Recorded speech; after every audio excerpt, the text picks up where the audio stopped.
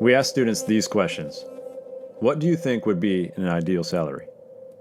What are you most interested in when you think about your career? Your view of money is that it is blank.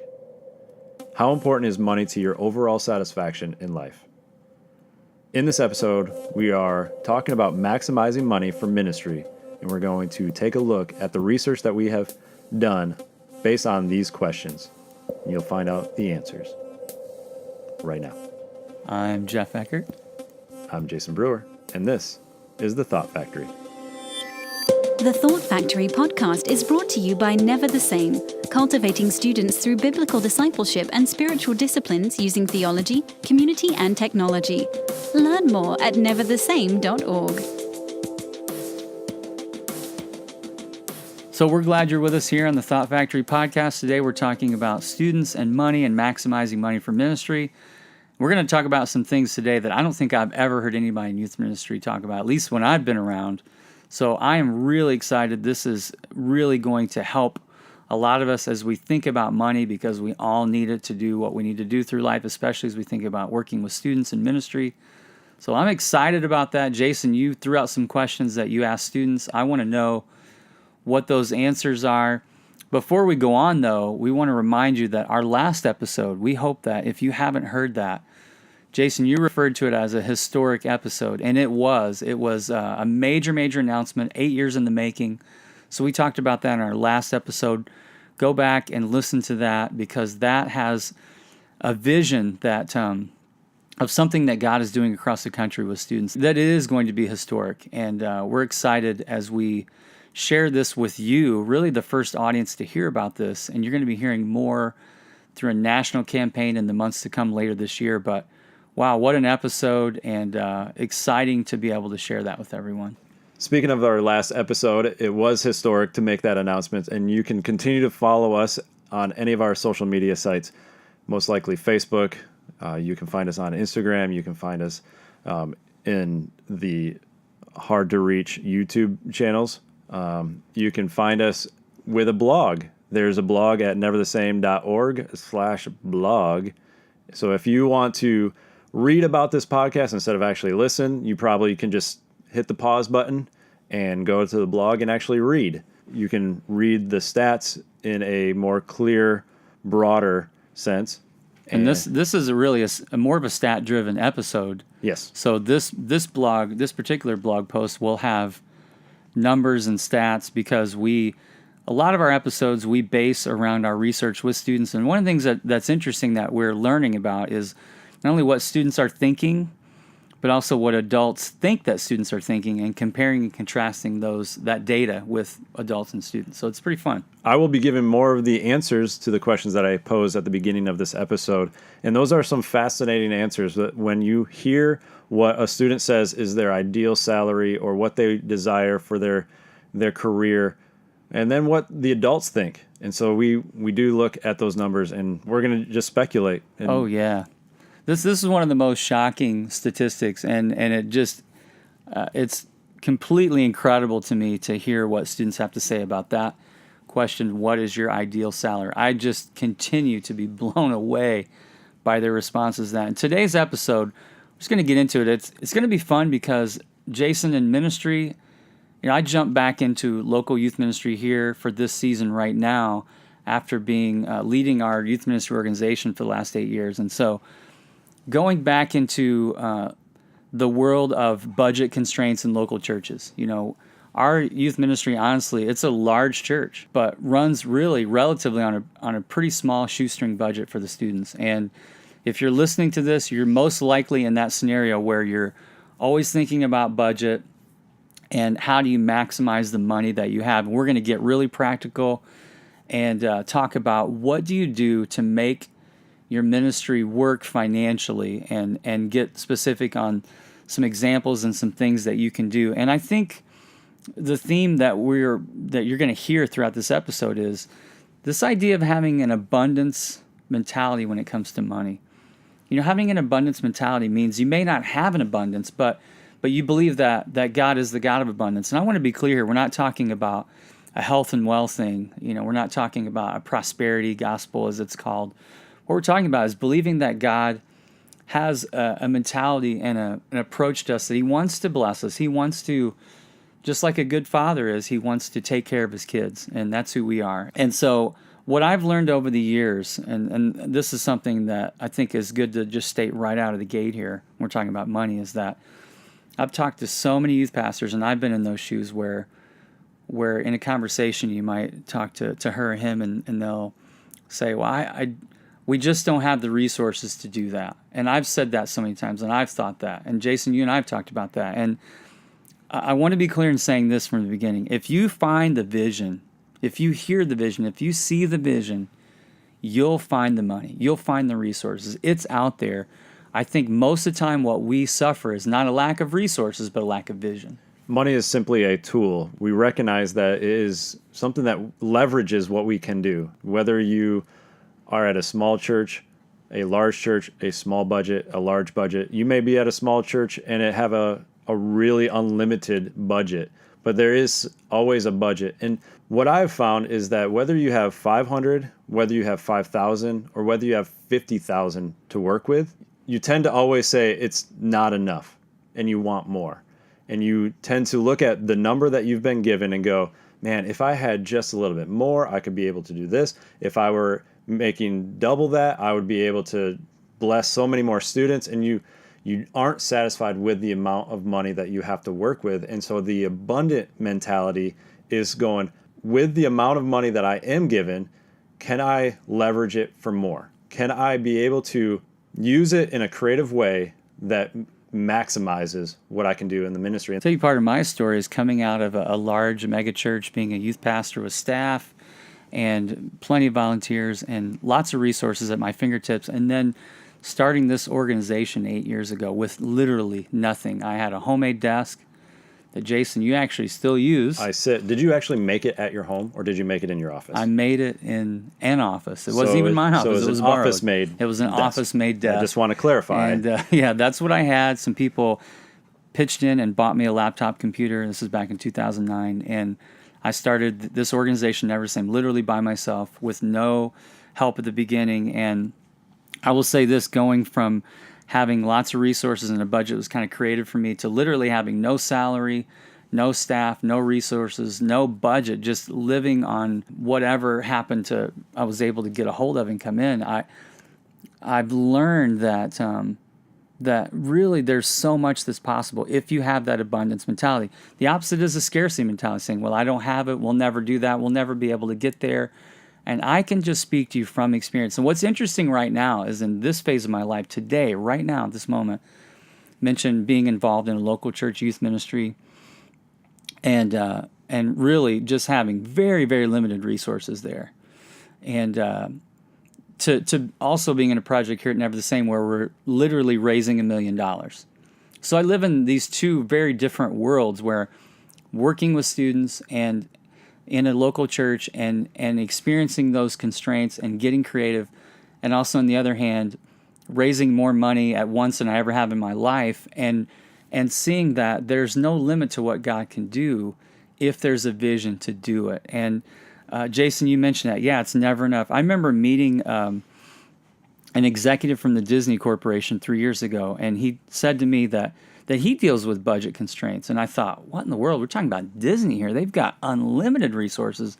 He was saying, no, we're like everyone else. That I think there's maybe that misconception that, well, if I'm at this bigger church or if I'm wherever, it's like the greener grass. You're looking and you go, well, I'm sure they don't have to deal with budget constraints that I do. And Jason, you and I, we know that from experiences in the trenches and local churches that we've worked in churches where we've had to get super creative, but there's so much that's possible, and it all begins with our vision and our mentality. I think you can be more creative when you have greater budget restraints, because you start to think, what can I do to overcome these restraints? And when you have a vision for what you are doing and you're not just simply doing it and just looking at the dollar amount that you're given and saying, well, I wish I could make more, but I guess that's just it. When you have the vision, you will be able to find the resources because that vision is driving you, and it's driving you to approach people and say, come on board and support this, or you have an opportunity to partner with us, and whether it's with your time or your resources financially, you will be driven by that vision to not be held back by the budget restraint. Now, that vision you're talking about, Jason, it begins with priorities. What are your priorities in your ministry and what you're doing with students? So I'll give you an example. You need to decide what's important for you. You may need to even literally write it out. What priorities do you have? So us is a very concrete example in our organization here when it comes to NTS camp. We do these camps all over the country in the summer. We meet on college campuses. Our biggest budget expenditure is in one line item, and that is adult leaders. Our number one priority in NTS camp is adult leaders, is volunteers from churches. And what that means for us is we cover the cost for every single adult leader to come to NTS camp for free. So a volunteer, so imagine a church from Atlanta, Georgia comes to camp, and they bring 200 students and 20 adults. All those adults are paid for when they come to camp through our budget. We cover the cost of that because it is our number one priority, because what we believe is if those adult leaders come with those students, they're going to build relationships, they're going to go back home, they're going to have that relationship that will continue on the other 51 weeks of the year. And so for us, we have no problem spending that money because it's important to us. In fact, it's number one. Now, what is number one for you in your ministry? And where are you spending the money? In my youth ministry experience, it has been adult and student leaders, has always been, for the most part, in my 25 years of youth ministry experience, that's been my number one expenditure where I put a lot of my resources from my budget into. And we know that there are churches that go, camp is the number one priority. Getting students to go to camp, and they figure out ways to get them there. Whether it's fundraising, whether it's approaching potential donors, whether it's offering scholarships and building in budgets, limiting somewhere else during the year, and putting that money towards the camp experience. When you have a mentality of what are you giving me to spend, and then you get restricted and you go, oh man, that's all I have, and you tend to have this mentality where it's not enough and you aren't pushed forward. But when you have a vision of this is where I'm going, this is what I want to see happen, you ask the question, what do I need to make that happen? And how can I make that happen? And it's easy for us to discuss it, but we also have been in the trenches, and we've also had those conversations with ourselves of what do I need to make it happen, and what conversation do I need to have? How do I make that happen? And I remember approaching people with means and saying, this is what I need. And they sat across the table and wrote me that check. And it's more of not like I'm trying to grab the money from them because they're rich or they have the means. It's this is the vision that I see, and this is why I want X number of students to be going to camp or participate in this or whatever it may be. This is the vision, but I just don't have what it takes financially to get there. Will you come aboard? And I've seen it happen. I've seen God provide in a number of situations when you have that vision. Now, there's another side, Jason. That is the idea of creating wealth. What do you do to take what you have? So go back to the parable of the talents that Jesus talked about in Scripture, where he gave 1 5, 1 2 talents, and 1 1. Those were financial amounts of money. So he gave, for example, maybe 5,000 to one worker, 2,000 to another, and 1,000 to the other. The one with 5 and 2 went out, invested it, and made more money. How do we do that? Now, I know of a youth pastor who's a friend of both of ours, and out on the East Coast was a youth pastor, and literally had a zero budget for his youth ministry. Now, he had over 100 students in his youth ministry. Now, if you're out there and you're thinking, well, my budget's small, I want you to think about this guy. His name's Todd. Todd worked with over 100 students on a regular basis, on a weekly basis ministry, and had zero budget. And what he was able to do is amazing. He was able to create wealth. And one of the things he did was he created this really cool, and it sounds kind of maybe cheesy or old school, but like he had this snack bar. And I know a lot of the classic youth ministry snack bar things, they're just losing money like crazy. But if you manage it right, you can actually create wealth doing that. But he did that, and he also created a skate shop, and students were really into that there, and created his whole annual budget through that with zero line item from the church. Now imagine doing something like that. Now Todd could have said, well, we can't go on mission trips, we can't go to camps, we can't do this and that because we don't have money. But instead, what I love about Todd and knowing him is that he got creative and said, all right, what can we do to create wealth, which is a whole other side. So maybe you have an entrepreneur inside of you, and you could go that route to create some resources for your ministry. It's the question of, are you a taker of what has been given to you, or are you going to produce and leverage what has been given to you for the ministry that you are finding yourself in? I had my former boss, when I was a youth pastor, say something that has stuck with me ever since, and it relates to fundraising.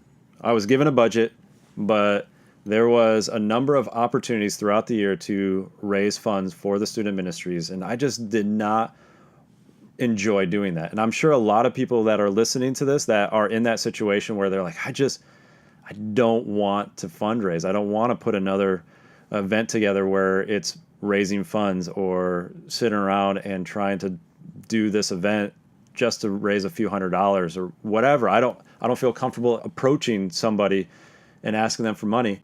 I remember him going, why didn't you do the Christmas tree drop-off fundraiser? And I was like, well, I don't know. I didn't want to spend the money to advertise it in the newspaper. And he just said, it takes money to make money. So in my mind, I was going, well, I don't have the $200 to spend for the advertisement so that people would know that they can drop their Christmas tree off at our property after Christmas and hopes that they would donate to us. He just simply said, it takes money to make money. And I lost out on way more hundreds of dollars that I potentially could have made in the fundraiser because I was restricted in my mind by the $200 that I needed to pay to get it advertised. You know, we know of a really, if we mention the name of this church, and we won't, but I guarantee you would know this church. It's a very prominent church in the United States, and I know their youth ministry well.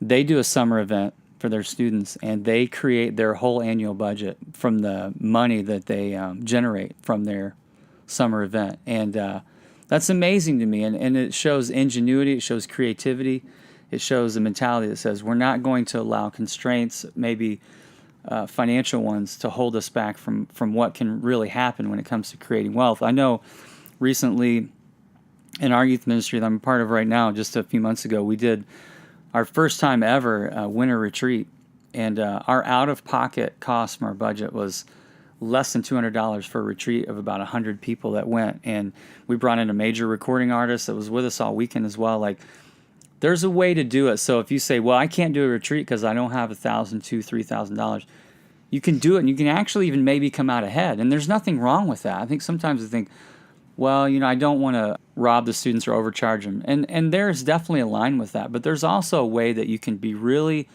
good managers of the resources that you have. And I just want to continue to encourage you to think with an abundance mentality. Say, it can be done. One of the churches that we work with in NTS Camp is a church of right around 20,000 attendants. And when we approached them to do a deal with them for working together for camp, they said, we can do camp, but it has to be a zero line item. In other words, it can't cost us a dime out of our regular annual budget for student ministries to do a camp with NTS. And they were able to do it with over 400 students that attend camp, and it's not costing them a dime because of the way they do it and because of the way NTS camp is set up. And I know churches that spend literally over six figures doing their own camp, large churches. And I think, again, if maybe managed differently, they might be able to not just not spend money, but actually maybe even come ahead in what they're doing. In regards to the fact that some churches charge for camp or a retreat, or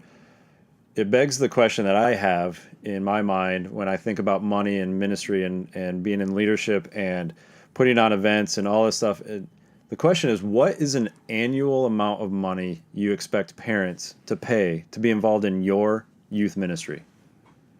Think about that question.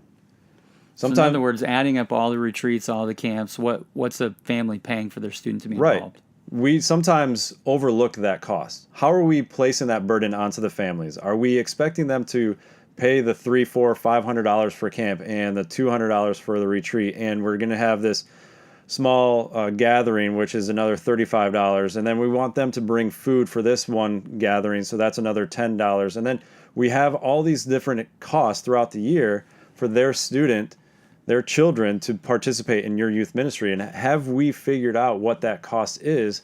What are we placing on them as a family to budget for? And I asked that question because we're talking about fundraising. We're talking about leveraging what we're given. And we may think, oh, I have a small budget, so I'm just going to keep putting that burden onto the families of the children. And then you go, well, why aren't people showing up? Or why aren't they signing up? And why are they not involved? And all this stuff.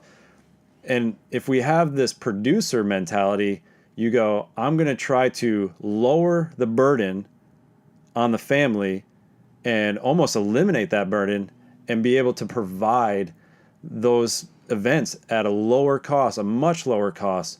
And when you start to do that, you see families wanting to get more involved in these events and into your youth ministry because there isn't this massive burden on their budget.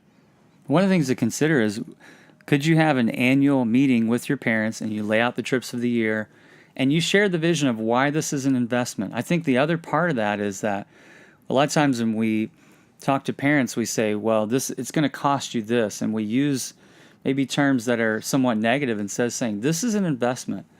If your student goes to this event, if they go on this trip, if they do this overnighter with us, if they're involved in what we're doing in the summer, wherever we might go, a camp or retreat or whatever, this is an investment into your student. I know as a parent, for me, one of the things I spend the most on for us is when it comes to unique investments and costs is a good vacation every year because it's a memory. It's an investment into our family. And I try to get parents to see here's the cost for our annual expenses if they did everything, but understand the investment.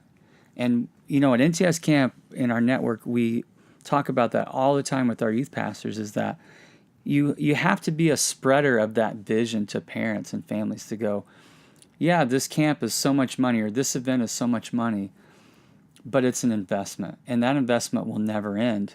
We know that working with families, they're spending hundreds of dollars sometimes for 1 week for a sports camp or some other band camp or whatever, and they're in leagues and different activities, and those things aren't cheap. And it's funny how when it comes to church things, we expect it to be different, but it's an investment, and we need to help parents. We need to give them the vision. Don't expect them to get it automatically, but you need to help them understand the vision for that.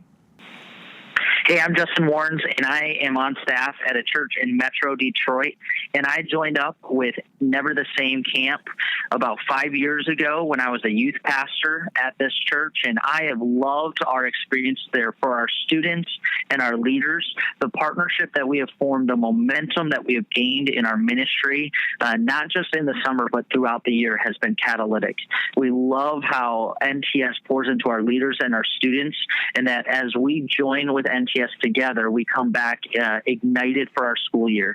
Even things like CYC, which is Claim Your Campus, it has been an incredible way to see our student leaders grow in their faith and increase in their prayer life inside of their schools. So as a church that has a movement of a growing connection of young students on a multi-site campus, it has been a gift to us. So let's transition into answering some of these questions that I asked at the beginning of this episode, finding out what the students have said about the questions that we posed to them. It's in the research that we've done, over 3,000 students, where we asked these questions across the country, across different demographics. We asked about money, and that's why we're talking about money today, because we asked them 4 questions. And the first question that we asked them was, for you, what do you think would be an ideal salary? Man, that's a good question. I can't wait to see what these. I wonder if youth pastors and youth leaders are going, oh man, definitely 6 figures. Do you think that's the? That'd be nice. Yeah, That'd be nice. yeah. So we asked students this question: what were the options? What options do they have for? We have choice? 35, $50,000 to $50,000. Okay, that's one. That's one range. We have $50,000 to $65,000, $65,000 to $80,000, $80,000 to $95,000, and $95,000 and up. Okay, so 95,000 up, that's option 5. So we asked 3,000 students this question. What's your ideal salary? I mean, it seems pretty obvious they're going to pick 95,000 up, I would think. That's the highest, right? Of course, everybody would want to make the most money. That would be the mentality that we think these students want, right? I would think so. Well, that's where we get blown away because that is not the case. The actual top answer with 44% of the respondents is 65,000 to 80,000. Are you serious? Yeah. 65,000 to 80,000, which is the middle of the road of what we were asking them. $65,000 to $80,000 would be their ideal salary. That's unbelievable. So they didn't even pick the highest salary amount. No. Wow. That, to me, that's so shocking. I can't believe that. You would even think that 80,000 to 95,000, that seems pretty, I mean, that's pretty good. Like, that's right. Right. So they picked the amount that was right in the middle of the 5 options as far as the amount. Yeah, 44%. Now, we also ask adults this question. I'm curious to know what adults are thinking. So we ask adults, what do you think students would say is the ideal salary? What are the adults saying? Well, I'm looking here at the data, and it says that adults are saying that students would say the 95,000 up, which is what we thought. Yep. 57% are saying that's what they thought students would answer. So by far the highest choice there.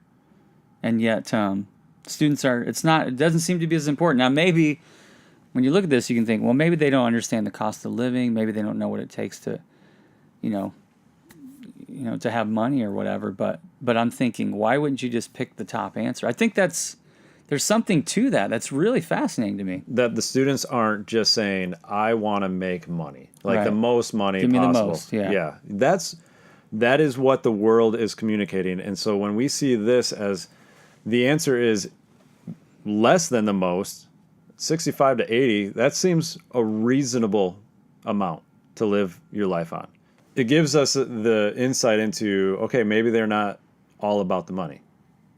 And so we move on and we ask them, what are you most interested in when you think about your career? You would think the career that is steady and offers security, or a career that will make me wealthy, a career that serves a greater purpose, or a career that is centered around something I am passionate about. And so we just talked about that the students did not choose the highest amount of money to make for their ideal salary. And once again, one of the lowest answers is a career that will make me wealthy. So you mentioned the 5 responses here. So Yep, 4 responses. what are you most interested in when you think about your career? So they could have said one that's steady and offers security, one that will make me wealthy, one that serves a greater purpose, or one that's centered around something I'm passionate about. So wealthy was towards the bottom of the list, right? Less than That's what you're 10%. saying? Okay. Yes. And then where we go from there? What's next? Probably because we are working with a generation that wants to make a difference. The social justice, the look at the world and how can I bring about change. So I would think serving a greater purpose would be the top answer, but that still is not the top answer. Oh, wow. So greater purpose isn't number 1 then. No. A career that is centered around something I'm passionate about, 66% have answered that. Wow. So 2 out of 3. Yeah. They want to do something that they are passionate about, which, in my mind, as somebody who is working with youth, that when you are guiding students, that are leading them and giving them direction on what to do with their lives, are we guiding them to make the most money, to just simply get a job, to just grab one that provides the most security, or really know what they're passionate about and just say, pursue that? Because that's what they want. They want something that they are passionate about, because when you are passionate about it, it no longer becomes a job. And you're looking at this too, like what are you most interested in? You're saying only 9% of students are saying a career that makes me money, that makes me wealthy. And again, adults' response, what do you think students are saying? 38% of them think that students are looking for a career to make them wealthy. So again, we need to be careful to to not project our beliefs. So if we're assuming that students are saying, hey, I'm looking for something to make the most money, it's actually not that important to students. So we need to understand that as we're working with them when they think about their thoughts about down the road in their career. Another question that we asked, it was more of a statement. My view of money is that it is blank. A means to an end, generally good, generally bad. I've never thought about my view of money.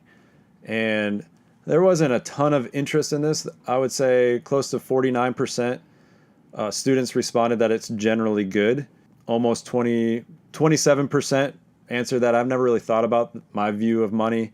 11% said it's just a means to an end, and almost 13% said it was generally bad. So there wasn't a ton, but the top answer is that money is good. Okay. And then the last question you mentioned is, how important is money to your overall satisfaction in life? Yes. Overall satisfaction. Where does it play? Is it very important? Is it somewhat important? Is it neither important or unimportant? Is it somewhat unimportant? Is it very unimportant? What do you think it is?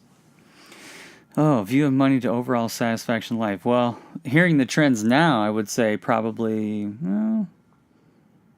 I guess it's maybe not that important. I don't know. I would think it would, based on the trend, that they would say it's not that important, but they still say it's somewhat important.